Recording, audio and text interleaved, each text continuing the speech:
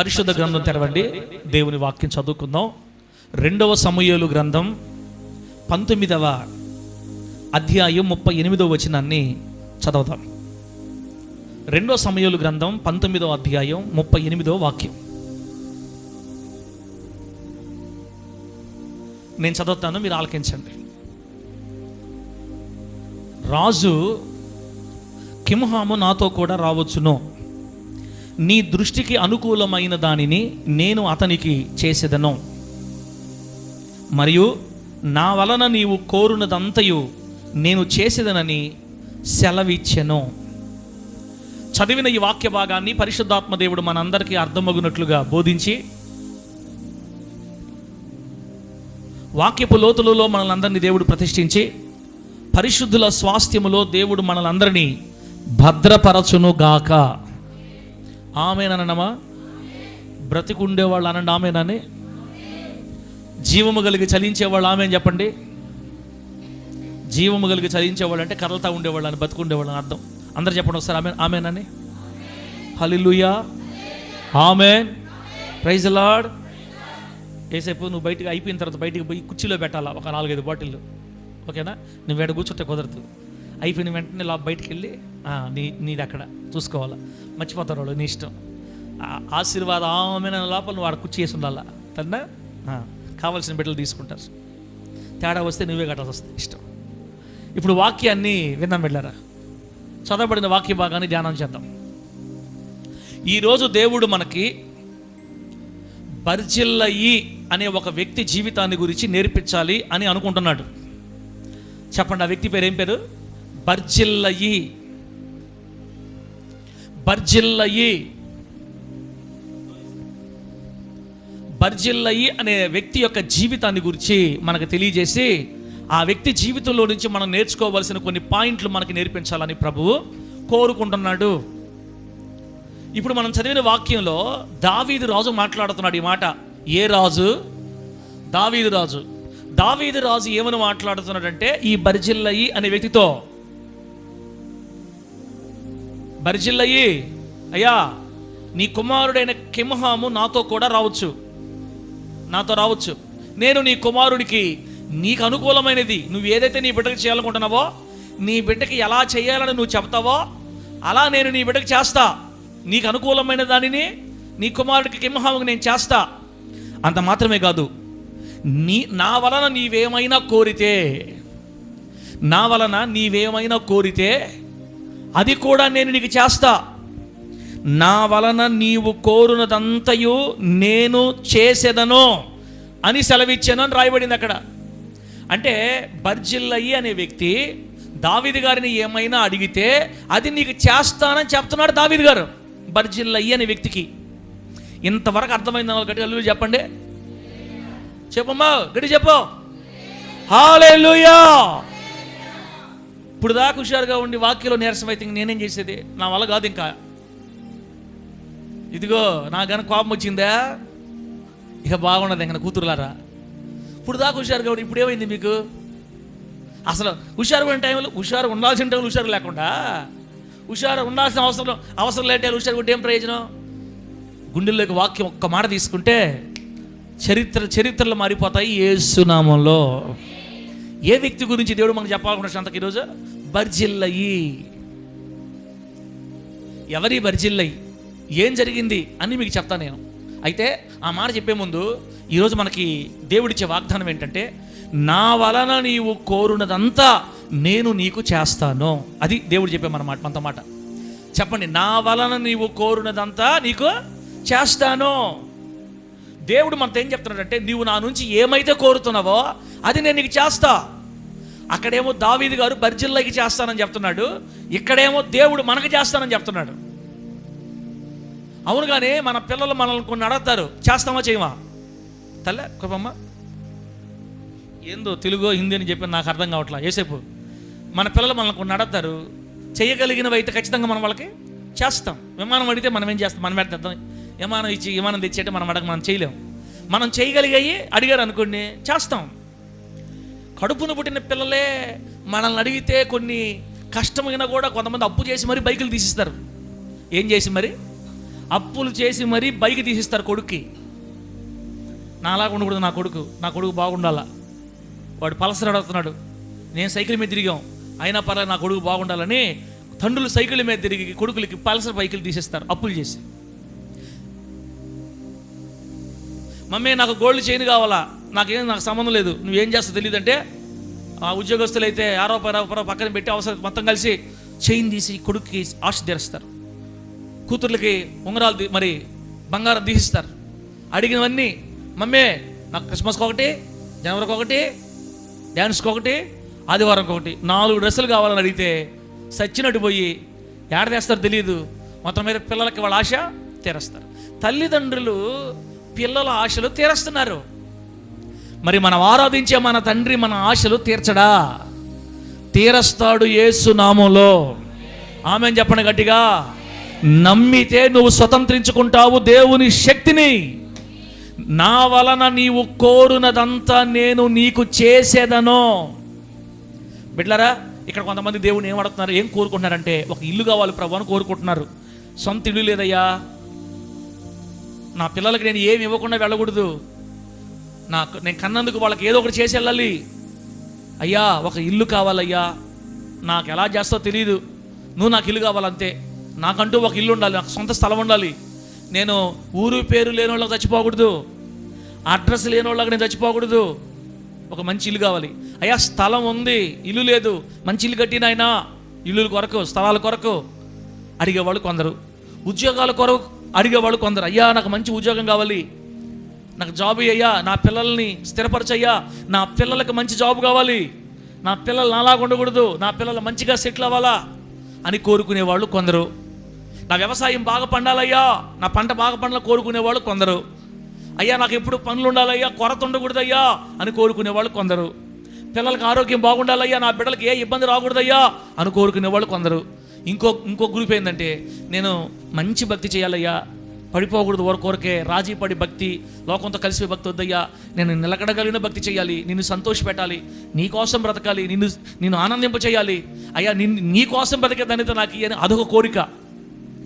ఇలా దేవుణ్ణి అనేక రకాలుగా కోరికలు కోరతాం మనం.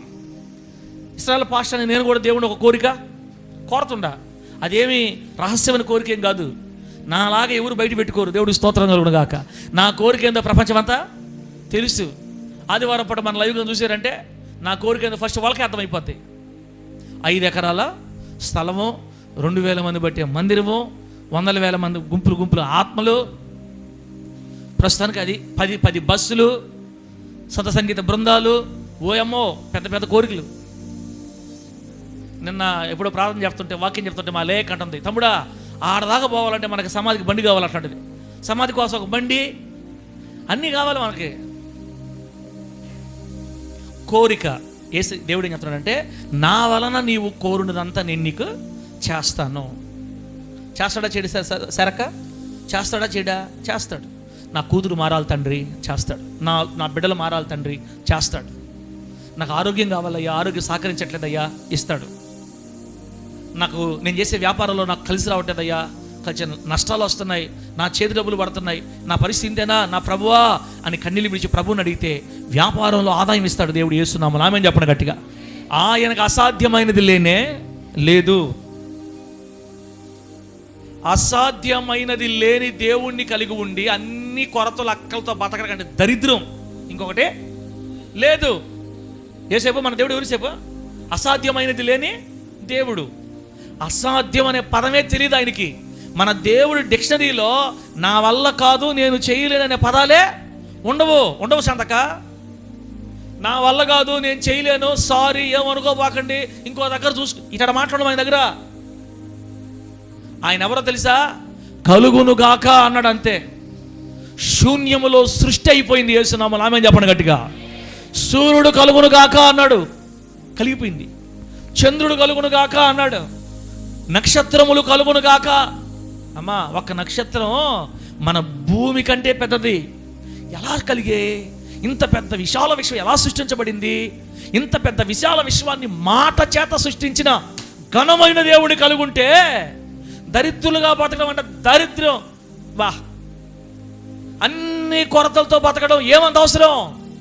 తెలియక, నమ్మలేక, అడగలేక, అడిగి పొందుకోలేక, అడగడం చేతగాక, అడిగినా ఇవ్వడేమో అనే అవిశ్వాసం, ఇలా అన్ని కలిపి ఈరోజు మనుషులు దారిద్ర్యంలో, కన్నీళ్లలో, బాధల్లో, కష్టాల్లో, అవమానాల్లో, అప్పుల్లో, రోగాల్లో బతుకుతున్నారు బిడ్డలారా.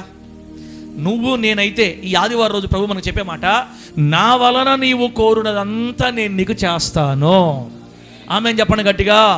నా నుంచి నువ్వు ఏది అడగతావో అది నేను నీకు చేస్తాను. చెప్పే దేవుడా మనిషా? నమ్మతారా నమ్మరా? కూతుర్లారా, కొడుకులారా, నమ్మతారా నమ్మరా? నమ్ముతారు, నమ్మండి. నా ముందు నమ్మతామని చెప్పి మళ్ళీ బయటికి పోయి నార్మల్ అయితే నేనేం చేయలేను. ఇంకా కీర్తనమ్మా, నమ్మి పొందుకోండి ప్రభు దగ్గర.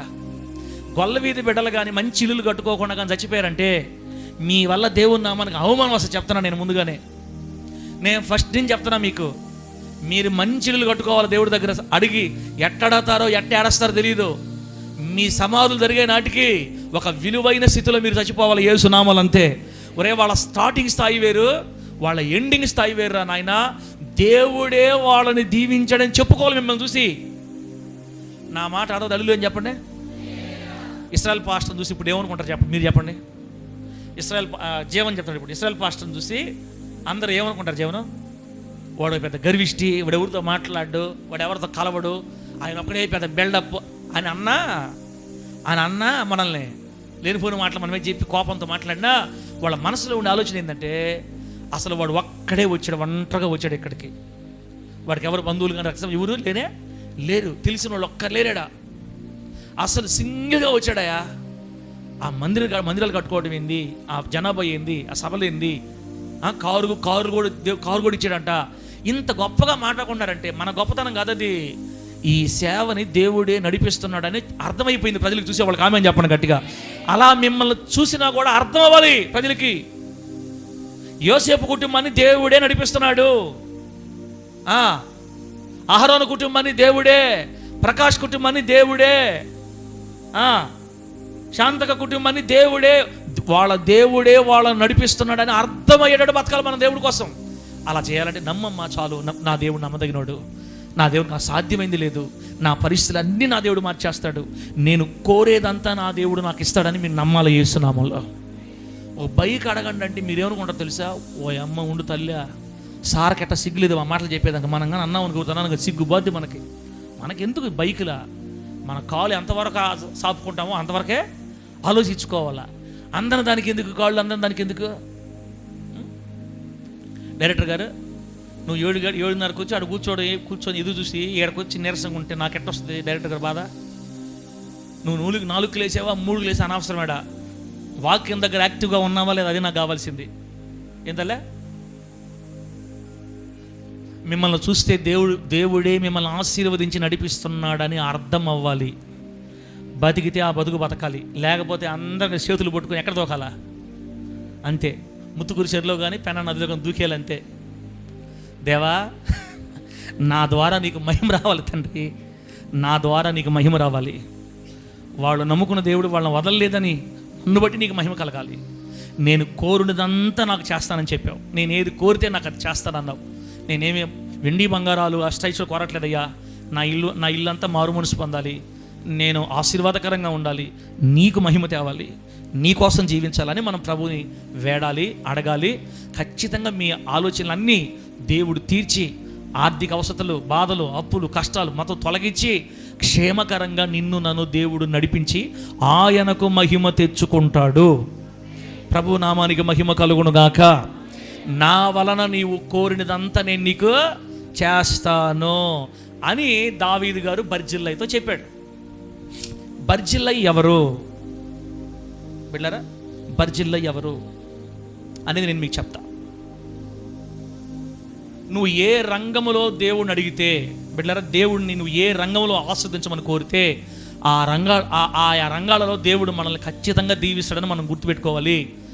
ఉద్యోగం చేసేవాళ్ళు ఉద్యోగంలో దీవించబడతారు, వ్యాపారం చేసేవాళ్ళు వ్యాపారంలో దీవించబడతారు. అడిగితే, కోరితే నువ్వు ఎంత స్థితిని ప్రభు దగ్గర కోరుకున్నా, ఏ రంగంలో నువ్వు ప్రభు దగ్గర సమాధానం లేదయ్యా నా ఇంట్లో సమాధానంగా అడిగావనుకో, సమాధానం ఇస్తాడు.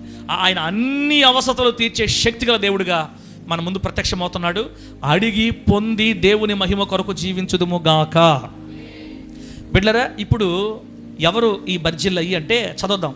2వ సమూయేలు గ్రంథం 17వ అధ్యాయం. దీన్ని ఒకసారి 2వ సమూయేలు గ్రంథం 17వ అధ్యాయం కొంచెం ముందుకు వస్తే ఆడుంటుంది అన్నమాట. 2వ సమూయేలు గ్రంథం 17వ అధ్యాయం 27 నుంచి చదువుతున్నాం చూడండి. 27 నుంచి.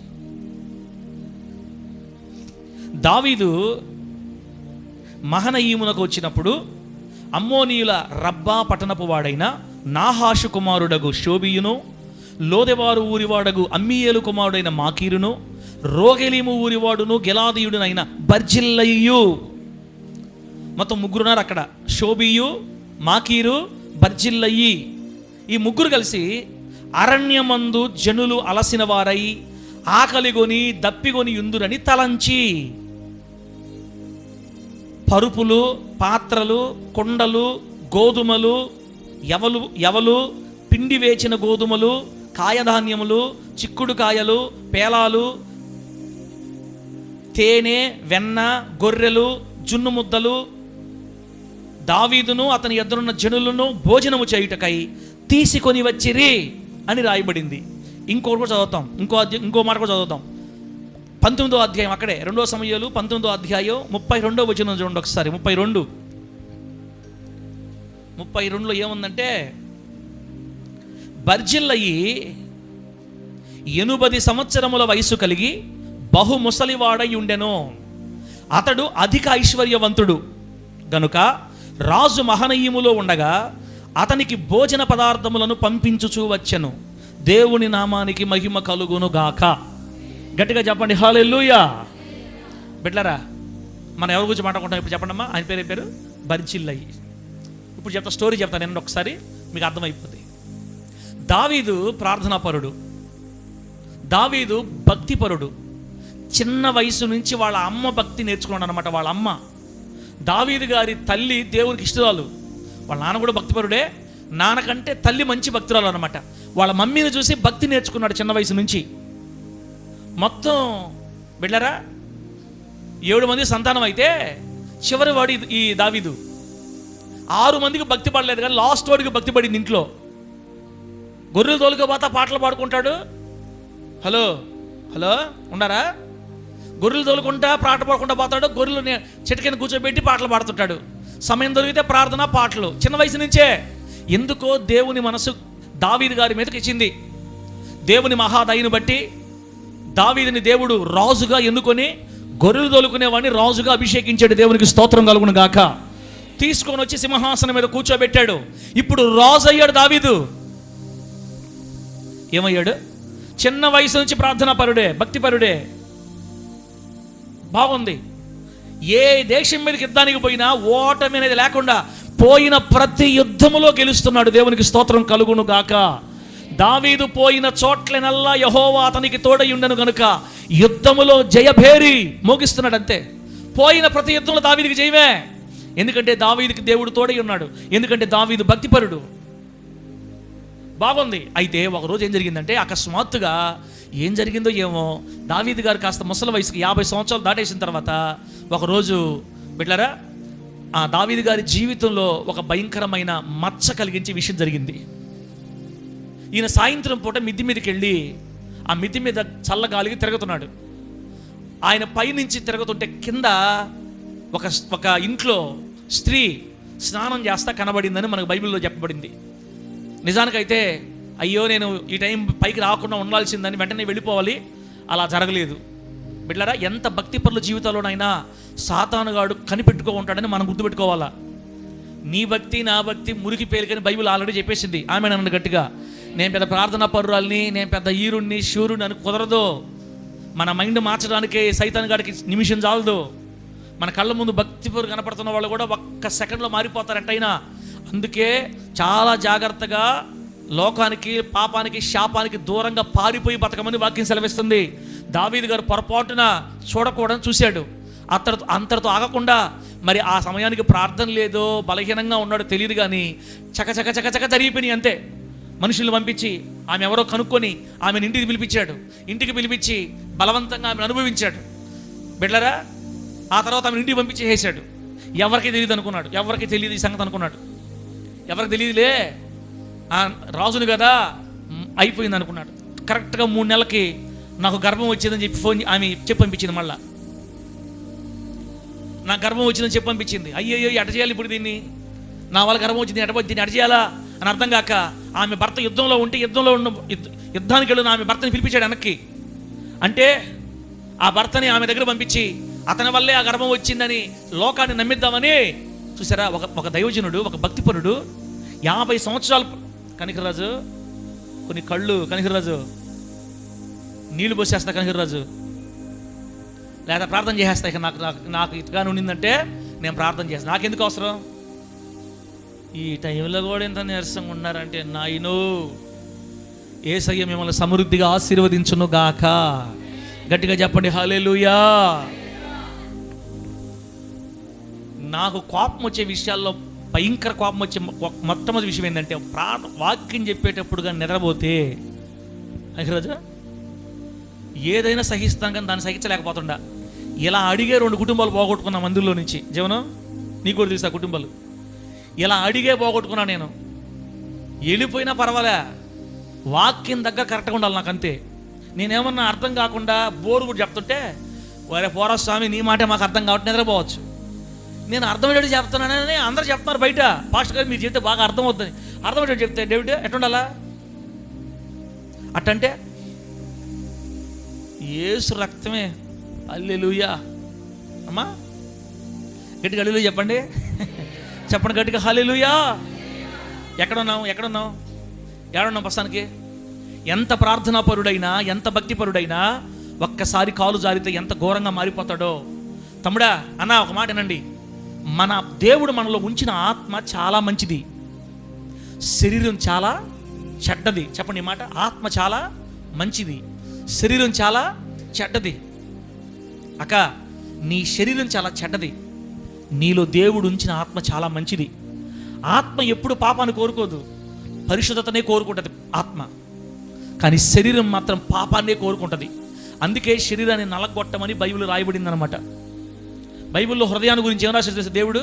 మన మనసును గురించి. హృదయము అన్నిటికంటే ఘోరమైన వ్యాధి కలిగింది. అన్నిటికన్నా హృదయం ఘోరమైన వ్యాధి కలిగింది, అది చెడ్డది.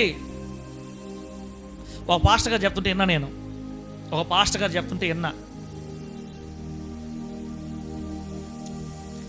బాంధవ్యాన్నతోటి నేను బాంధవ్యాన్ని మీద నేను ఏమనుకుంటున్నానో ఒక 4 రోజుల నుంచి, అంటే బాంధవ్యాన్ని మీద నా మనసు ఏముందో 4 రోజుల నుంచి నేనేమనుకుంటున్నానో అన్న సంగతి నేను నిజంగానే బాంధవ్యానికి చెప్తే జీవనం నా మాటకి అర్థమైందా? సరే జీవనం తీసుకుందాంలే, జీవనం అంటే క్రమంగా రాడు కాబట్టి అప్పుడప్పుడు వస్తుంటాడు కాబట్టి జీవనం గురించి చెప్తా. జీవన గురించి నా మనసులో నేను ఏమనుకుంటున్నానో ఉన్నది ఉన్నట్టుగా కానీ నేను జీవంతో కానీ చెబితే నన్ను జీవన 11 సార్లు పొడస్తాడు కత్తితోటి నన్ను 11 సార్లు పొడిచి చంపేస్తాడంట. అంటే హత్య 11 సార్లు హత్య చేస్తాడంట ఒక మనిషి తన మనసులో ఏమనుకుంటున్నాడో ఇతరుల గురించి ఉన్నదన్నట్టు చెబితే. అంటే అంత చెడ్డ హృదయం మంది యోసేపు, మన శరీరం అంత చెడ్డది. అందుకే భక్తి పరులు భక్తిహీనులు ఇంత లేదేడా. దేవుని దయ వల్ల కాపాడుకుంటే తప్ప నేను పెద్ద ఈరుణ్ణి శూరుణ్ణి అనుకోవడానికి లే. సగం వయసు దాకా మంచి భక్తి చేసి అందరి దగ్గర మంచి పేరు సంపాదించుకొని ఒక ప్రార్థనా పరుడుగా పాటలు రాసిన వ్యక్తిగా ఉన్నటువంటి దైవజనుడు ఏం జరిగిందో తెలియదు. ఆయన అనటానికి నాకైతే అధికారం లేదు. ఆయన కాలి గోటి కూడా మనం సరిపోం. ఆయనకి జరగరాని జరిగిపోయింది, పొరపాటు చేసేసాడు. ఆయనకి అప్పటికే 10 మంది భార్యలు ఉన్నారు. అయినా అందంగా ఉందని ఆ స్త్రీని పిలిపించి గందరగోళం చేస్తే గర్భం వచ్చి ఇప్పుడు భర్తను పిలిపించి ఆయన వల్లది వచ్చిందని నమ్మించడానికి ప్రయాసపడుతుంటే వాడేమో ఆ అమ్మాయి భర్త ఫుల్గా తాగి. చూడండి బైబిల్ మీకు చదువుకుంటే తెలుసద్ది. దావీదు గారంట ఆ నగరంలో కూర్చోబెట్టి అతనికి ఫుల్గా మందు పోసాడంట, భోజనం పెట్టాడంట. పొగులు ఉదయానికి సాయంత్రం దాకా బాగా మందు భోజనం ముక్కలు మాంసం మొత్తం పెట్టి సాయంత్రం పూట చెప్తున్నాడు, నానా ఉరియా ఎంత కష్టపడ్డావో ఎంత ప్రయాసపడ్డావో యుద్ధంలో, నీ భార్య 3 నెలల నుంచి దూరంగా ఉంది, నీకు వెళ్ళి నీ భార్యతో సంతోషంగా ఉండిపో నాన్న, పో ఒక 3 రోజులు భార్యతో సంతోషంగా ఉండిపోని ఈయనే సలహా ఇస్తున్నాడు బైబిల్లో. హ్యాపీగా భార్యతో ఉండిపో. వాడు అంత తాగి కూడా, ఆ నీతిమంతుడు అంత తాగి కూడా అతను అంటాడు ఆ మత్తులో, రాజా సైన్యం అంతా అక్కడ యుద్ధంలో ఉంటే నేను వెళ్ళి నా భార్యతో, అమ్మో నా వల్ల కాదు నాయనో. చూసారా ఆ నమ్మకత్వం చూడండి. నా దేశం అంతా, నా ప్రజలంతా పోయి అక్కడ యుద్ధం చేసి ప్రాణాలు పెడుతుంటే దేశం కోసం, నేను నా భార్యతో సంతోషించాలా? అది కూడదు, అది వల్ల కాదు నని ఇంటికి పోకుండా సైనికుల దగ్గర పోయి పడుకుంటున్నానంట. అలా 2 రోజులు 3 రోజులు ఎంత ప్రయత్నం చేశాను దావీదు, ఈ వ్యక్తి భార్య దగ్గరికి వెళ్ళాలా. ఇంకా అర్థమైపోయింది, వీడు వెళ్ళేటట్లేడు, వీడు ఎలాగే కానీ బతుకుంటే రేపు ఆ గర్భం బయటకు వచ్చిన తర్వాత నాకు అవమానం అయిపోద్దని ఊరియాని బాగా యుద్ధం జరిగే చోట ముందు పెట్టి వీడు హతమైపోవాలి అని మరణ వార్త రాసి, ఇదిగో యోవాబు వీడిని అందరికంటే ముందు పెట్టి చంపించేసేయి అని లెటర్ రాసి, ఆ లెటర్ని అతనికే ఇచ్చి ఇది యోవాబుకి అని పంపిస్తాడు దావీదు గారు. సైన్యాధిపతికి ఇవ్వు అని చెప్పి పంపిస్తాడు. అంటే ఆ నీతిమంతుడు తన మరణ వార్త తన చేత్తో పట్టుకొని మళ్ళీ యుద్ధంలోకి వెళ్ళిపోతాడు. కానీ ఇంటి పక్క దాకా వచ్చి భార్య దగ్గరికి వెళ్ళి కూడా మాట్లాడకుండా వెళ్ళిపోతాడు. బిడ్డారా, ఎంత నమ్మకస్తుడో, ఎంత నమ్మకస్తుడో. తన మరణ వార్తను తీసుకెళ్ళి ఇచ్చి, అయ్యా మీకు యోమాను రాజుగారు అని చెప్పి సైన్యులకు వెళ్ళిపోతే, ఒక వారం తర్వాత యుద్ధం జరుగుతూ ఉంటే యోవాబు ఊరియాని పిలిచి, నువ్వు అక్కడికి వెళ్ళి ఈసారి ఈరోజు అక్కడ నిలబడని ఆ ముందు అందరికంటే ముందు వరుసలో పెడితే, అవతల పక్క వాళ్ళు బాణాలు వేసే దగ్గర పెడితే అవతల పక్క నుంచి బాణాలు వేస్తే అతను చనిపోయాడు. ఆ బాణాలు గుచ్చుకొని ఆ రోజు చనిపోయాడు. అతను చనిపోయిన తర్వాత దావీదుకి వార్త పంపించారు, అదిగో నువ్వు చెప్పినట్టుగా ఊరియా కొట్టబడి హతమయ్యాడు అని. ఒక నీతిమంతుడు చేయడానికి టక టక టక టక చేసేసాడు అంతే. వ్యభిచారం, మోసం, నరహత్య. బిడ్డలారా, ఇలా జరిగిన తర్వాత దేవుడు తర్వాత దావీదు అనుకుంటాడు, నేను చంపేశాను కదా, ఇక భర్త లేడు, ఇంక ఇబ్బంది ఏముంది, ఇక నేను నా ఇష్ట ప్రకారం తీసుకొచ్చుకోవచ్చు అని హ్యాపీగా ఫీల్ అయిపోయాడు. భర్త చనిపోయిన తర్వాత అమ్మ ఏడ్చి సైలెంట్ అయిపోయింది. ఇక ఆ తర్వాత మనుషులు పంపించి ఇంటికే తీసుకొచ్చేసుకున్నాడు. ఇప్పుడు ఇంట్లో పెట్టుకున్నాడు ఆ అమ్మాయిని. అంతా ఏమనుకున్నాడంటే దావీదు గారు, ఇక అయిపోయింది, ఇంకా క్లియర్, ఇక నాకు అడ్డమే లేదు, ఈ అమ్మాయిని జీవితాంతం నేనే పెట్టుకోవచ్చు అని హ్యాపీగా ఫీల్ అయిపోయాడు. కానీ దేవుడి దగ్గరికి వెళ్ళి చేసిన పాపాన్ని మాత్రం ఒప్పుకోలా. కొంతకాలానికి, కొన్ని రోజుల తర్వాత దేవుడు సేవకుని పంపించి, నాతాను అనే ప్రవక్తను పంపించి, నువ్వు పాపం చేసావు, ఒక నరహత్య చేసావు, పొరుగువాని భార్యని లాక్కున్నావు, నిన్ను దేవుడు ఒప్పుకోడు, నీ మీదకి భయంకర ఉగ్ర దిగిరాబోతుందని దైవజనుడి ద్వారా దావీదుని హెచ్చరించి ఆ భయంకరమైన శాపాన్ని ప్రకటిస్తాడు అనమాట. దావీదు గారితో దేవుడు చెప్పిన శాపం ఏంటంటే, దావీదు ఒక అమాయకుని చంపావు, ఒక నిర్దోషిని చంపావు, ఒక నిర్దోషి భార్యని చెరపట్టావు, నన్ను అడిగితే నేను నీకు ఇంకా భార్యలు ఇవ్వనా అంటాడు నా దేవుడు. అక్కడ ఆశ్చర్యం వేస్తుంది నాకు అసలు ఆ మాట చూస్తే. నీకు భార్యలే కావాలనుకున్నా నన్ను అడుగు, నేను నీకు అంతకంటే మంచి అమ్మాయిలను ఇస్తాను కదా. ఒక నిర్దోషి భార్యని చెరపట్టవచ్చు నువ్వు అసలు అని దేవుడు సీరియస్ అయిపోయి, నీ ఇంటి వాళ్ళనే నేను నీకు శత్రువులుగా లేపుతున్నా అని చెప్పాడు దేవుడు. నీ కొడుకే నీకు శత్రువుగా, ఈ రోజు నుంచి నీకు ఇంకా యుద్ధాలు. నేనేమనుకున్నానంటే నీ తర్వాత యుద్ధాలు లేకుండా చేద్దాం అనుకున్నా దేశంలో. అట్లా కాదు, నీ తర్వాత ఇంకా యుద్ధాలు స్టార్ట్ అవుతాయి, సదాకాలం నీ ఇంటి వారికి యుద్ధాలు ఉంటాయి, గుర్తుపెట్టుకో అని పాపానికి ప్రతిఫలాన్ని దేవుడు ప్రకటించాడు. బిడ్డలారా, అప్పుడు దావీదు గారు మళ్ళీ భయపడిపోయి కన్నీళ్ళు విడిచి ఉపవాసాలు ఉండి గుండెలు బాదుకొని, అయ్యా నేను చేశానయ్యా, నేను నిజంగా తప్పుడనయ్యా, నేను పాపినయ్యా, నేను చేయకూడదయ్యా, అయ్యా అయ్యా కనుకరించయ్యా, నేను నీ చేతిలో పడతానయ్యా, మనుషుల చేతిలో పడనయ్యా, నువ్వు నన్ను ఏమైనా చేయయ్యా, అయ్యా నన్ను క్షమించని. బిడ్డలారా, ఆయన ఏడ్చిన ఏడుపు దేవుడు ఎలా వర్ణించాడంటే, ఆయన ఏడ్చిన ఏడుపు ఎలా వర్ణించాడు దేవుడు, ఒక పరుపును తీసుకెళ్ళి ఆయన కార్చిన కన్నీళ్ళ మీద వేస్తే ఆ పరుపు నీళ్ళ మీద తేలద్ది అని రాశాడు దేవుడు బైబిల్లో. అంటే అంత ఎక్కువ ఏడ్చాడు దేవుడి దగ్గర చేసిన పాపాన్ని బట్టి. ఒప్పుకున్నాడు, క్షమాపణ అడిగాడు, పశ్చాత్తాపడ్డాడు. అందుకని దేవుడు మరలా దావీదుని క్షమించి దావీదు పాపాన్ని కడిగి ఏ నిర్దోషి భార్యనైతే చెరపట్టాడో ఆ భార్య కడుపులో నుంచి వచ్చిన బిడ్డనే మళ్ళీ దేవుడు రాజుగా ఎన్నుకున్నాడు. దేవునికి స్తోత్రం కలుగును గాక. అంటే దావీదు బత్షెబా కదా, మన ఊరియా భార్య అని బత్షెబా. ఈ బత్షెబాకి దావీదు పుట్టిన సొలొమోన్ని దేవుడు తర్వాత రాజుగా కోరుకొని దావీదు పాపాన్ని కడిగాడు. దావీదు పాపాన్ని పరిహరించి కడిగి క్షమించాడు, కానీ చేసిన పాపానికి మాత్రం పనిష్మెంట్ ఆపలేదు. బైబిల్లో దెబ్బ తగిలింది, దెబ్బ దేవుడు ఇచ్చాడు, మళ్ళా క్షమించాడు, మరలా ఆ వ్యక్తిని క్షమించాడు, పాపాన్ని ఒప్పుకోవాలి దేవుడు. బిళ్ళరా, మనం కూడా గుర్తుపెట్టుకోవాల్సింది ఏంటంటే, మనం కూడా గుర్తుపెట్టుకోవాల్సిన విషయం ఏంటంటే, ఒకవేళ మన జీవితం ఏదైనా పొరపాటు చేసామనుకోండి, చేయరాని పాపం చేసామనుకోండి, ప్రభు దగ్గరికి క్షమాపణ అడిగితే, కన్నీళ్ళు విడిస్తే క్షమించేస్తాడు. కానీ ఆ పాపానికి ప్రతిఫలం మాత్రం పొందాల్సిందే. గుర్తుపెట్టుకోండి, పాపానికి ప్రతిఫలం మాత్రం పొందాల్సిందే. క్షమిస్తాడు దేవుడు. అమ్మా, మనల్ని దేవుడు క్షమిస్తాడు తల్లి, పరలోకం తీసుకెళ్తాడు కాదనట్లా. కానీ చేసిన పాపాలకి ప్రతిఫలం ఇక్కడే పొందాలి మనం. గుర్తుపెట్టుకోండి. ఎందుకు? మనం నరకం పోయేవాళ్ళం కాదు. నరకం పోయేవాళ్ళం అయితే ఎన్ని పాపాలు చేసినా మనకు కలిసి వస్తూ ఉంటుంది. మనకి అందరిని తొక్కుకుంటా డబ్బు సంపాదిస్తున్నాం అనుకో, హ్యాపీ కలిసి వచ్చేస్తుంటుంది. మర్డర్లు చేస్తున్నాడు అనుకో, కలిసి వచ్చేస్తూ ఉంటుంది. వేల వందల సవర్ల బంగారాలు సంపాదించుకుంటూ ఉంటారు. భయంకర అక్రమంగా బతుకుతుంటారు. అయినా పొంగి పొరలుతుంటాయి కుటుంబాలు.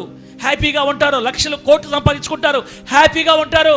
కారణం ఏంటంటే వాళ్ళు సచ్చింత తేడపోతారు. ఎక్కడికి వెళ్తారు? ఆరని అగ్ని గంధకములతో మండే గుండం అక్కడ ఉంది వాళ్ళకి. కాబట్టి భూమి మీద హ్యాపీగా ఉంటారు వాళ్ళు.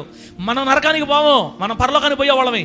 అందుకని ఏదైనా పొరపాట్లు చేస్తే కావాలని తెలిసి చేస్తే ఇక్కడే కోటింగ్ ఉంటుంది మనకి. ఇక్కడే మనల్ని కడిగి 4 పెరుగులు పెరిగి క్లియర్ చేసి అప్పుడు మనల్ని పరలోకానికి తీసుకుంటాడు అన్నమాట. దేవుడికి స్తోత్రం కలుగునుగాక. అమ్మా, నా మాటలు అర్థమైనాయి అమ్మా? శాంతక్క, నా మాట అర్థమైంది శాంతక్క? అర్థమైంది అన్న వాళ్ళు హల్లెలూయా చెప్పండి. చెప్పండి గట్టిగా హల్లెలూయా. గట్టిగా చెప్పండి హల్లెలూయా. దేవుడు మనం ప్రభు దగ్గరికి వెళ్ళి మనము చేసిన పాపమును బట్టి పశ్చాత్తాపపడి నిజంగా కన్నీళ్ళు విడిచి, నేను చేయను, నాకు వద్దు ప్రభువా, నేను చేసినను క్షమించు అని ఏడ్చావనుకో, నీ పాపాన్ని నిన్ను దేవుడు క్షమించేస్తాడు. కానీ నువ్వు ఆ తప్పు చేయడం ద్వారా ఎవరైతే ఇబ్బంది పడ్డారో వాళ్ళ కన్నీళ్ళకి ప్రతిఫలంగా నీవు చేసిన పాపమునకు ప్రతిఫలం, నేను చేసిన పాపానికి ప్రతిఫలం మనం భూమి మీద అనుభవించాలి ఖచ్చితంగా. అందుకే మనం పాపానికి దూరంగా బ్రతకాలి. అందుకే మనం శాపానికి దూరంగా బ్రతకాలి, అక్రమాలకు దూరంగా బ్రతకాలి. నువ్వు పక్కనోడిని అమాయకుడు చూసి వాడు లేనోళ్ళే అని చెప్పేసి వాడి మీద లేనిపోని మాటలు చెప్పి అవసరమైతే వాడి భార్యని పోయి జుట్టుబొడు కొట్టామనుకో, ఓకే, తగాదా పడింది. నువ్వు దేవుడు బిడ్డవి, అవతల పక్కోడు నీకంటే తక్కువవాడు, చిన్నవాడు, డబ్బు లేదు, ఏమి లేదు, దూత్ అంటే భయపడిపోయేవాడు. నువ్వు నీ భార్య ఇద్దరు వెళ్ళి వాడి భార్య దుమ్ము కొట్టచ్చారు అనుకో, అప్పుడు నువ్వేమనుకుంటావు? ఏంది మనం అంటే వాడు మొహం అనుకుంటా. అప్పుడు దేవుడు ఏం చేస్తావు తెలుసా? ఒరే వాడు బలహీనుడు అని నువ్వు కాలు రగరేస్తున్నావా? ఇప్పుడు నీ ప్రవర్తనకు తగిన ఫలం, నువ్వు చేసిన దానికి ప్రతిఫలం నేను ఇస్తాను చూడని ఆయన మనకిస్తాడు ఉడుకుడు కోటింగ్. అందుకని భార్యలు భర్తలు ఏడిపించకూడదు, భర్తల భార్యల్ని ఏడిపించకూడదు, అత్తల కోడలు ఏడిపించకూడదు, కోడల అత్తల్ని ఏడిపించకూడదు, తల్లిదండ్రుల పిల్లల్ని ఏడిపించకూడదు, పిల్లల తల్లిదండ్రులు ఏడిపించకూడదు. మనం ఎవరికైనా కీడు చేస్తే మన క్రియలకు తగిన ప్రతిఫలం పడిపోద్ది మన మీద. దావీదు గారు చేసిన పాపాన్ని దేవుడు క్షమించి మరలా దావీదుని దేవుడు వాడుకున్నాడు. కానీ దావీదుని దేవుడు పరలోకం తీసుకెళ్ళాడు. కానీ భూమి మీద దావీదు చేసిన పాపానికి ప్రతిఫలం అనుభవించాడు. బైబిల్లో ఆయన చేసిన పాపానికి సొంత కూతురు చెరబడింది తెలుసా మీకు? కడుపు పుట్టిన కూతుర్ని కొడుకే చెరిచేశాడు. చాలా మచ్చలు వచ్చాయి. 2 కొడుకులు చచ్చిపోయారు, 2 కొడుకులు చంపబడ్డారు. చాలా జరిగే బిడ్డలారా, సొంత కొడుకే తండ్రిని చంపదామని పరిగెత్తున్నాడు అబ్షాలోం. ఇలా దావీదు గారి మీదకి శాపం వచ్చింది. ఆ పాపం యొక్క ఫలం దావీదు అనుభవించి తీరాడు. బిడ్డ, వాళ్ళే కదక్క కొత్త నిబంధనలో ఉన్న నువ్వు నేను కూడా. యేసయ్య మన కోసం రక్తం కార్చినా, మన కోసం సిలువ వేయబడినా, మనం రేపు పరలోకం తీసుకెళ్ళినా, మనం రేపు పరలోకం పోయేవాళ్ళైనా, ఈ భూమి మీద మనం ఏదైనా పొరపాటు చేస్తే, కీడు చేస్తే, ఎవరికైనా పాపం చేస్తే ఆ ఫలాన్ని అనుభవించి తీరాల. అందుకే మనం ఈ లోకంలో ఎంత తక్కువ కష్టం అనుభవించాలనుకుంటే అంత ఎక్కువగా నమ్మకంగా బతకాలి దేవుడికి. ఆమేన్ చెప్పండి గట్టిగా. ఈ భూమి మీద మనశ్శాంతిగా నువ్వు బతకాలనుకుంటే ఇతరుల జోలికి మనం వెళ్ళి వాళ్ళని బాధ పెట్టకూడదు. ఈ భూమి మీద నువ్వు నెమ్మదిగా బ్రతకాలనుకుంటే పాపానికి దూరంగా ఉండాలి. ఈ భూమి మీద ఆశీర్వాదకరంగా నువ్వు బతకాలనుకుంటే శాపగ్రస్తమైన కార్యాలకు మనం దూరంగా ఉండాలి. ఈ మంచి మనసును దేవుడు మనందరికి అనుగ్రహించును గాక. గట్టిగా చెప్పండి హల్లెలూయా.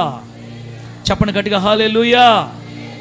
ఎక్కడ దాకా వచ్చాం మనం? ఎప్పుడైనా బర్జీలేదాకా ఇంకా రాలా. మనం బర్జీలేదాకా వచ్చేసి ఆపేస్తాం. ఈ వారంకి, వచ్చే వారం చెప్తాం. మళ్ళీ మిగతా ఇంకా మనం చెప్పలేం, టైం అయిపోయింది. ఎప్పుడైతే దేవుడు ఆ శాపాన్ని ప్రకటించాడు దావీదు మీద, అప్పుడు దావీదు కొడుకు లేచాడు దావీదు మీదకి. దావీదు కొడుకు సైన్యాన్ని తయారు చేసుకొని వాళ్ళ నాన్నను చంపి నేను రాజు అవ్వాలని వాళ్ళ నాన్న మీద తిరగబడితే తండ్రి కదా. నిజానికైతే వేరే వాడు కానీ అయిండుంటే దావీదు గారు సైన్యాన్ని తీసుకొని యుద్ధానికి పోయి ఉండేవాడు. ఎవరి మీదకి? వేరే వాళ్ళు అయి ఉంటే. ఇప్పుడు కడుపు పుట్టిన కొడుకే, అదీగాక కొడుకు అంటే తండ్రికి బాగా. అభిషాలోం అంటే దావీదుకి బాగా ఇష్టం, ముద్దుల కుమారుడు అనమాట, అందరికంటే పెద్ద కొడుకు, బాగా ఇష్టం అభిషాలోం అంటే. ఇప్పుడు తండ్రి మీద కొడుకు చంపడానికి వస్తే, యుద్ధానికి వస్తే ప్రేమగల తండ్రి ఆడ యుద్ధం చేస్తాడు? వాడైనా బతకని నేనే దూరం వెళ్ళిపోతా, నా బిడ్డ బాగుండాలని జనాభాను తీసుకొని ఒక 3,000 మంది 4,000 మంది జనాభాను తీసుకొని ఊరు వదిలిపెట్టి, ఇల్లు వదిలిపెట్టి, సింహాసనం వదిలిపెట్టి జనాభాను తీసుకొని అడవుల్లో పడి పరిగెత్తుకుని వెళ్ళిపోతున్నాడు దావీదు గారు. ఇప్పుడు అలా అడవుల్లో పడి పరిగెత్తుకు వెళ్ళిపోవడానికి కారణం ఏంటో తెలుసా? దావీదు గారు చేసిన పాపం యొక్క ఫలం. వెళ్ళిపోయాడండి, వెళ్ళిపోయాడు. ఇప్పుడు ఇక్కడ కొడుకు యుద్ధానికి రెడీ అవుతా ఉన్నాడు, తండ్రి వదిలిపెట్టి వెళ్ళిపోయాడు దూరం అడవుల్లోకి. దావీదు గారు అలా తప్పించుకుని అడవుల్లోకి వెళ్ళిపోయి మహనయీము అనే ఊరికి వచ్చాడంట. దేవుడికి స్తోత్రం కలుగును గాక. చెప్పండి గట్టిగా హల్లెలూయా. ఏ ఊరికి వచ్చాడు? ఏ ఊరికి వచ్చాడనా? మహనయీము అనే ఊరికి వచ్చాడు. అది అడవుల్లో ఉన్న ప్రాంతం. దావీదు గారు ప్రజలను తీసుకొని సింహాసనం వదిలిపెట్టి, నగరం వదిలిపెట్టి, కొడుకు యుద్ధానికి లేస్తే కొడుక్కి హాని చేయటం ఇష్టం లేక దావీదు గారు మొత్తం వదిలిపెట్టేసి అడవుల్లో ఉన్నాడంట అన్న సంగతి ఊరు తెలిసిపోయింది త్వరగా. అవునా కదా? బైబిల్ అంది, బైబిల్ ఆ మాట ఉంది. ఊరు తెలిసిపోయింది, మొత్తం దేశం మొత్తం తెలిసిపోయింది మన రాజుగారు నగరంలో లేరంట, తండ్రి కొడుకులు పడట్లేదంట, దావీదు గారు అడవులోకి వెళ్ళిపోయారంట అని అందరూ తెలిసిపోయింది. అలా ఆనోడుతో ఆచివ ఇప్పుడు మనం మాట్లాడుకుంటున్న బర్జిల్లా దాకా ఆ విషయం వచ్చింది. దేవుడికి స్తోత్రం కలుగును గాక. గట్టి చెప్పండి హల్లెలూయా. దావీదు గారు ఊర్లో లేడు, నగరంలో లేడు, ఆయన మనుషులు తీసుకుని అడవుల్లో ఉన్నాడు, మహనయీం అనే ఊర్లో ఉన్నాడని ఆనోట బర్జిల్లయి చెవిలో పడింది. బర్జిల్లయి మాత్రమే కాదు, ఇంకొక ఇద్దరు కూడా ఉన్నారు, షోబియు, మాకీరు. బర్జిల్లయి ఈ ముగ్గురు చెవిలో పడింది. వెంటనే ఈ బర్జిల్లయి ఏం చేశాడో తెలుసా బిడ్డారా? బర్జిల్లయి అనే వ్యక్తి కుర్రోడు కాదు మనలాగా, అతను 80 సంవత్సరాల ముసలుడని రాయబడింది బైబిల్లో. దేవుని నామానికి మహిమ కలుగును గాక. ఎన్ని సంవత్సరాల వయసు? 80 సంవత్సరాల వయసు అప్పటికే ఆయనకి. అంటే బాగా ముసలోడు, పండు ముసలోడు, 80 సంవత్సరాల ముసలోడు బర్జిల్లయి. పైగా అతని గురించి బైబిల్ చెప్పేది అధిక ఐశ్వర్యవంతుడు, అంటే బాగా డబ్బున్న వ్యక్తి, రిచ్ పర్సన్, ధనవంతుడు, వ్యవసాయాలు, పొలాలు, స్థలాలు కలిగి బహుధనవంతుడు, బాగా డబ్బున్నాడు, మంచి ధనవంతుడు అనమాట, రిచ్ పర్సన్. ఇతని చెవిలో పడింది ఆ మాట. దావీదు గారు ఇప్పుడు ఊర్లో లేరంట, అడవులో ఉన్నాడంట. వెంటనే ఇతనికి ఏం మనసు వచ్చింది తెలుసా? అయ్యో, మా రాజుగారు నగరు వదిలిపెట్టేసి 2 రోజులైందో 3 రోజులైందో, 1 రోజు అయిందో నాకు తెలియదు, ప్రస్తుతం మహనీయుడు ఉన్నాడంట. ఆయన ఊరు వదిలిపెట్టి అడవుల్లోకి వచ్చేస్తే నా రాజుగారికి తిండి ఎలాగా? ఆమెనానండి, నా రాజుగారికి తిండి ఎలాగా? ఆయనతో వచ్చిన జనాలకి నీళ్ళు ఎలాగా? అయ్యో, మా రాజుగారికి తిండి లేదు, తిండి పెట్టేవాళ్ళు లేరు, నీళ్ళు ఇచ్చేవాళ్ళు లేరు, ఆయన ఊర్లో లేడు, బయట ఉన్నాడు. ఆయనతో పాటు పిల్లలు వచ్చుంటారు, భార్యలు వచ్చుంటారు, అమ్మో సైన్యం వచ్చి ఉండదు, వీళ్ళందరికీ ఎలాగా అని టక తనకు తెలిసిన 2-3 ఫ్రెండ్లకు ఫోన్ చేశాడు. ఇప్పుడు లెక్క ప్రకారం ఫోన్ చేశాడులే, అప్పుడు లెక్క ప్రకారం మనుషులు పంపించాడు. మాకీరుకు ఫోన్ చేశాడు, షోబీకు ఫోన్ చేశాడు, ముగ్గురు మాట్లాడుకున్నారు. బిడ్డారా, గంటల మీద త్వరగా ఏం జరిగిందంటే ఇంచుమించుగా 3,000 మందికి పైగా వెళ్ళారు అడవుల్లోకి. చెప్పండి, 8,000 మంది? త్వరగా చెప్పాలి, 8,000 మంది. 3,000 మందికి పైగా ప్రజలు, దావీదు గారి భార్యలు, పిల్లలు అందరూ కలిసి వెళ్ళిపోయారు అడవుల్లోకి. ఈ 3,000 మందికి సరిపోయిన పాత్రలు, కొండలు, గోధుమలు పిండి, ఎవల పిండి, వేచిన గోధుమ పిండి, కాయధాన్యాలు, బైబిల్ నాకు లిస్ట్ చదివే నేను, జున్ను, తేనె, వెన్న, గొర్రెలు అంటే మటన్, మాంసం, గొర్రెలు, ఇలాగా గాడిదల మీద వేసుకొని 3,000 మందికి సరిపోయిన ఆహారాన్ని దావీదు గారి దగ్గరికి తీసుకుని వెళ్ళారు ఈ ముగ్గురు వ్యక్తులు. దేవునికి స్తోత్రం కలుగును గాక. గట్టిగా చెప్పండి హల్లెలూయా. అడవిలో ఆకలితో దాహముతో ప్రజలు ఉంటారని ఎరిగి వాళ్ళకి నీళ్లు తీసుకున్నారు, వాటర్ కూడా తీసుకున్నారు. ఎన్ని గాడిదలు పెట్టారో, ఎన్ని గుర్రాలు పెట్టారో, ఎన్ని బండ్లు పెట్టారో తెలియదు, కానీ ఆ రోజు మధ్యాహ్నం ఈ బర్జిల్లయి దయ వలన దావీదు గారి కుటుంబం, సంతానం, పిల్లలు, వచ్చిన జనాభా, సైన్యం మొత్తం పుష్టిగా భోజనం చేశారు. దేవుడికి స్తోత్రం కలుగును గాక. 10 మందే 3,000 మందే? 10 మందే 3,000 మందే? 3,000 మంది పైన. అంత మాత్రమే కాదు, రాజుగారి కుటుంబీకులు రాళ్ల మీద కింద పడుకుంటే రాళ్ళు గుచ్చుకుంటాయని రాజుగారి కుటుంబీకుల కోసం పరుపులు కూడా తీసుకుని రాయబడింది బైబిల్లో. ఏం తీసుకున్నాడు జీవన? పరుపులు కూడా తీసుకున్నారంట. అంటే ఇక మనకేం కనపడుతుంది? బర్జిల్లయికి రాజుగారి మీద ప్రేమ కనపడుతుంది. మనకి ఏం కనపడుతుందన్నా? రాజుగారి మీద ప్రేమ. డబ్బున్నాడు అండి, డబ్బున్నాడు, మంచిదే. రాజుగారు పోయి అడవుల్లో ఉన్నాడు. ఏమంట ఈగిపోతే రాజుగారు ఏమైనా కొడతాడనా? ఇప్పుడు బర్జిల్లయి వచ్చి ఏమి చేయకపోతే దావీదు గారు కక్షి కట్టి కొడతాడా?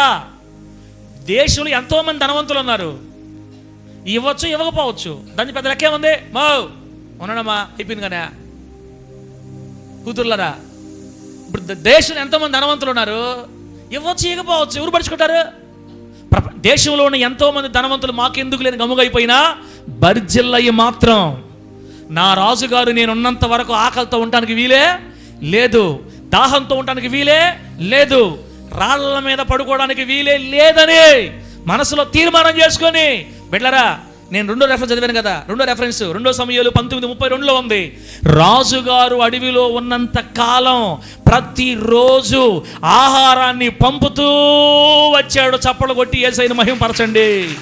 కొట్టే గట్టిగా దేవునికి స్తోత్రం కలుగును గాక. హల్లెలూయా, హల్లెలూయా. ఇంచుమించుగా నెలకు పైగా ఉన్నాడు దావీదు గారు అడవిలో. అనా ఎంతకే? నెల రోజులకు పైగా ఉన్నాడు అడవుల్లో. అబిషాలోము సైన్యం తీసుకొని వచ్చి యుద్ధం చేశారు దావీదు సైన్యంతో. ఆ యుద్ధంలోనే అబిషాలోముని బాణాలు వేసి జుట్టు తగులుకుంటే బాణాలే చంపారనమాట. ఆ కొడుకు చనిపోయిన తర్వాత మళ్ళీ అతను రాజ్యానికి వెళ్ళి సింహాసనం మీదకి వెళ్తాడు. అప్పటి వరకు దావీదు గారు మరలా తిరిగి రాజ్యానికి పోయే వరకు, అది నెల రోజులో 2 నెలల్లో మనకు తెలియదు, కానీ ప్రతిరోజు దావీదు గారికి, కుటుంబానికి, అతని సైన్యానికి కావలసిన ఆహారం అంతటిని సప్లై చేశాడు బర్జిల్లయి అనే ధనవంతుడు. దేవునికి స్తోత్రం కలుగును గాక. మంచి పనే చెడ్డ పనే? చెప్పండి తల్ల, మంచి పని చెడ్డ పని ఇది? అది ఏముందంటారా? ఆయన మనస్సును చూశాడు కాబట్టి దేవుడు బర్జిల్లయి మనసునే, ఆ బర్జిల్లయి చరిత్రని బైబిల్ గ్రంథంలో దేవుడు రాయించి పెట్టాడు. దేవుడు స్తోత్రం కలుగును గాక. గట్టిగా చెప్పండి హల్లెలూయా. ఆ బర్జిల్లయి చేసిన త్యాగాన్ని దావీదు గారు చూసి, అయ్యో ముసలోడా, నాకు నా మీద నీకు ఎంత ప్రేమ ఉందా నానా? తండ్రి, నా తండ్రి కంటే పెద్దోడివి, నా మీద నీకు ఎంత ప్రేమ ఉందా? నా కొరకు ఇన్ని లక్షలు ఖర్చు పెట్టావు, 4,000 మంది ఒక్కరోజు భోంచేయాలంటే ఎంత కష్టం, నెల రోజులు నాకు ఏ తక్కువ అక్కడ చూసుకున్నావు బర్జిల్లయి. డాడీ, నానా, పెద్దాయనా, ఇంత ప్రేమ నేనంటే నీకు, అందుకే నేను చెప్తానా ఇనో అని అతను మళ్ళీ తిరిగి వెళ్ళిపోయేటప్పుడు బర్జిల్లయితో మాట్లాడుతున్నాడు. ఈ మాట, బర్జిల్లయి వస్తే, పెద్దాయన వస్తే ఆ పెద్దాయన్ని కౌగులించుకొని ముద్దు పెట్టుకున్నాడని రాయబడింది బైబిల్లో. దేవుడికి స్తోత్రం కలుగును గాక. తిరిగి వెళ్ళిపోయేటప్పుడు ఏం చేశాడు? పెద్దాయన్ని ముద్దు పెట్టుకున్నాడు దావీదు గారు. ముద్దు పెట్టుకొని, బర్జిల్లయి, నానా నువ్వు నాతో కూడా యెరూషలేముకి వచ్చాయి. ఆమేనండి.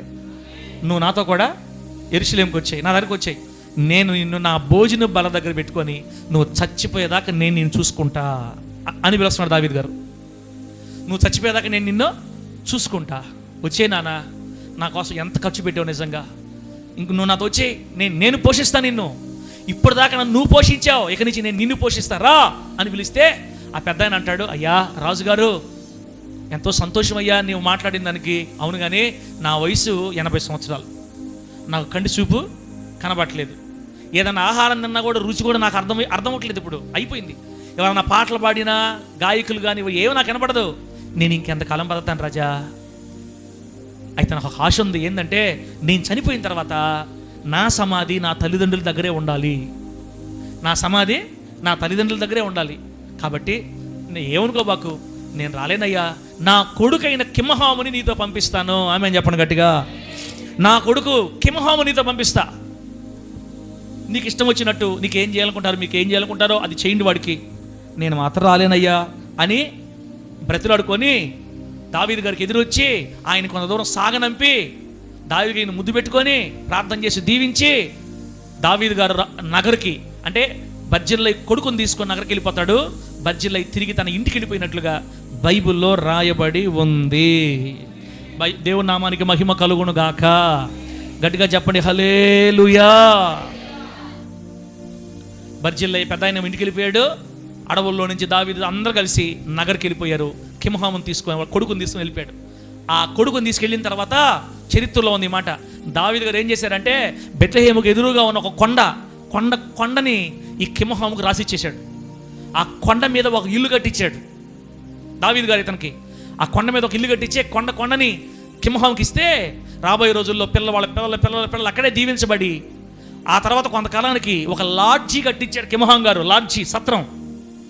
కిమ్హాం గారు ఒక సత్రం కట్టించారు దారిని వచ్చిపోయే వాళ్ళు రెస్ట్ తీసుకునే దానికి. ఆ సత్రమే యేసుక్రీస్తు వారిని కనేటప్పుడు మరియమ్మకి స్థలం ఇవ్వకుండా ఉంది సత్రం. ఆ సత్రం అన్నమాట. ప్రభు నామానికి మహిమ కలుగును గాక. ఈజిప్ట్ నుంచి దమస్కు సిరియాకు పోయే రూట్లో హైవేలో రోడ్డు పక్కనే బెత్లెహేం దగ్గర ఆ లాడ్జీ ఉంటుందంట. మరి త్వరలో పోయి ఆ లాడ్జీని చూడాలి మనం. కిమ్హాము సత్రం, కిమ్హాము లాడ్జీ. ఆ సత్రంలోనే యేసు ప్రభు తల్లికి స్థలం ఇవ్వకపోతే ఆ పక్కనే ఉన్న పశువుల తొట్టిలో యేసు ప్రభు అని పరుండి పెట్టారు. దావీదు గారు కిమ్హామును తీసుకెళ్ళి అంత మంచిగా చూసుకున్నాడు అనమాట. ఎందుకు జరిగిందంటే కిమ్హాము తండ్రి అయిన బర్జిల్లయి దావీదు గారి మీద చూపిన ప్రేమ. ఆ బర్జిల్లయితో దావీదు అంటారు, బర్జిల్లయి పెద్దయినా నా వలన నువ్వు ఏమి కోరుకుంటావో అవన్నీ నేను నీకు చేస్తా. నీవు కోరునదంతా నేను నీకు చేస్తా. ఏం కావాలి? నీ కొడుకు ఏం చేయమంటావు చెప్పు. ఏమొద్దయ్యా, నీకేదనిపిస్తే చేయండి, మీకు ఏం కావాలంటే చేయండి నా బిడ్డకి. ఈ సన్నివేశం చదివినప్పుడు బర్జిల్లయి లాంటి బిడ్డలు అసలు సంఘాల్లో ఉన్నారా అనే డౌట్. బర్జిల్లయి లాంటి బిడ్డలు సంఘాల్లో ఉంటారా అసలు అనే విషయాలు వచ్చే వారం మనం మాట్లాడుకుందాం. దేవునికి స్తోత్రం కలుగును గాక. చెప్పండి గట్టిగా హల్లెలూయా. బర్జిల్లయి లాంటి బిడ్డలు సంఘాల్లో ఉంటారా? ఒకవేళ లేకపోతే ఉండాలి. బర్జిల్లయి మనస్తత్వాన్ని మనం అర్థం చేసుకోవాలి. బర్జిల్లయి క్యారెక్టర్ని మనం అనుసరించినడానికి ఇష్టపడాలి. అందుకే అంశానికి ఏం పేరు పెట్టానంటే తప్పక అనుసరించవలసిన బర్జిల్లయి మాదిరి. తప్పక అనుసరించవలసిన బర్జిల్లయి మాదిరి. బర్జిల్లయిని మనం అనుసరించాలి. ఆయన మాదిరిని అనుసరించాలి. ఆయన ఏం చేశాడు, ఎలా చేశాడు, ఎలా బ్రతికాడు, ఆయన జీవితాన్ని దేవుడు బైబిల్లో ఎందుకు రాయించాడు. బర్జిల్లయి కాలంలో ఇంకా ఎందరో ధనవంతులు ఆ దేశంలో ఉన్నారు. వాళ్ళందరిని పక్కన పెట్టి కేవలం బర్జిల్లయి జీవితాన్ని దేవుడు బైబిల్ గ్రంథంలో ముద్రించడానికి కారణం ఏంటంటే తన రాజుగారి మీద బర్జిల్లయి చూపించిన ప్రేమ. చెప్పండి, ఏం చూపించాడు? ఏదో ఒకటి కానీ అంటారా? అమ్మ ఇంక అయిపోయింది కదా, ప్రార్థన చేస్తాను ఇంకా. చెప్పండి, బర్జిల్లయి ఏం చూపించాడు? ప్రేమ. దేవుడి మీద నీకు నిజంగా ప్రేమ ఉందా బిడ్డ? ఏమా కానీ ఇంకా అది కదా నిజమైన ప్రేమ అంటే చెప్పు. దేవుడి మీద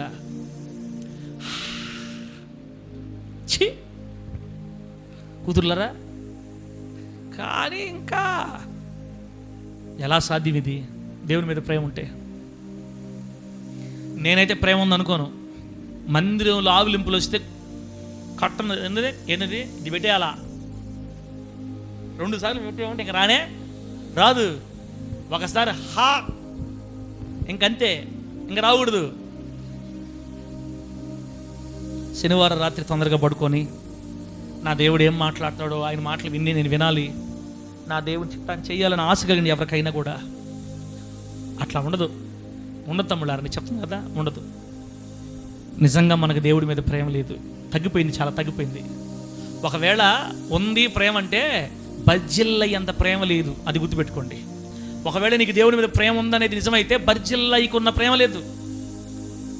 1 రోజులు తన రాజుగారికి ఏ కీడు తగలకుండా, ఏ ఇబ్బంది లేకుండా మొత్తాన్ని ప్రొవైడ్ చేశాడు.